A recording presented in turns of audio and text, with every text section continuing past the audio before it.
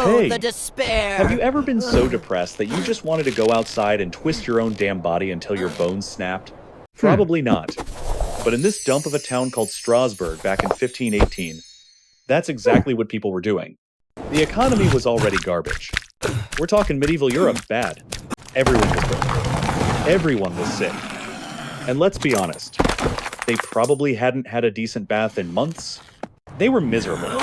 They had, Dancing reasons? like, every single reason in the world We are stuck to in the not mud. dance. Then, one fine day, a woman named Frau Troffea just decided to get the party started. She walked into the street and just began to dance. No music. No music. Surge. No reason. She just started going. It was like she'd been hit by a massive power surge. And her nervous system just permanently short-circuited. She did not stop. She danced through breakfast. She danced right through dinner. She danced all night long.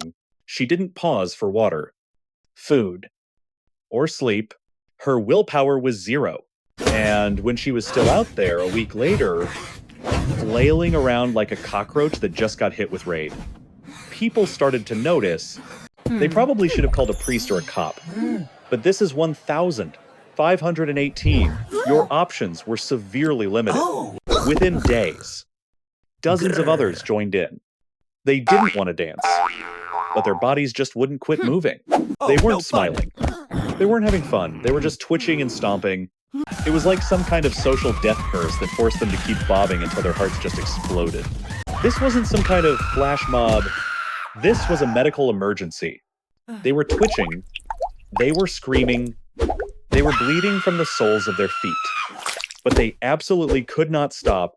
And here's the best part. The doctors of the day, the absolute geniuses of the 16th century, diagnosed it as hot blood. They probably came up with that while consulting an ancient scroll Hot and blood. sniffing some Diagnosis. herbs. Their brilliant solution? Simple. They must dance until they are cured. Yes. The cure for uncontrollable exhaustion is more exhaustion. This is the quality of medical advice you got for free back then. The city council heard this. They were like, oh, if dancing is the cure, then let's make them dance harder. We'll organize a citywide rave. They made the dumbest decision of all time.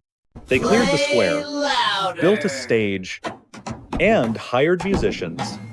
The order was simple. Play louder and faster. We have to cure these fools. They genuinely believed this was public service. So there you have it. This hurts. In the middle of the street, hundreds of people who were already suffering were being forced to dance to frantic music.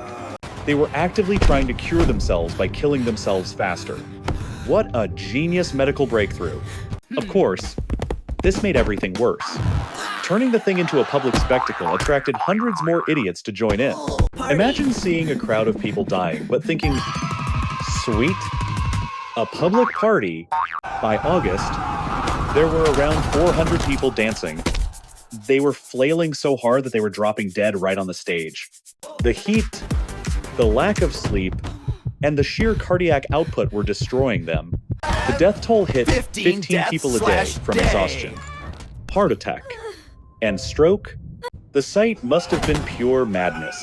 Dancers collapsing mid-twirl, their bodies pile-driving onto the cobblestones. Madness. People were literally dying from dancing. Finally, the city council figured it out. Oh, it turns out forcing people to dance to death isn't actually an effective medical solution.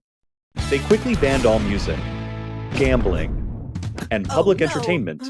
They canceled the music, tore down the stage, and changed tactics entirely. No more music. Time for God.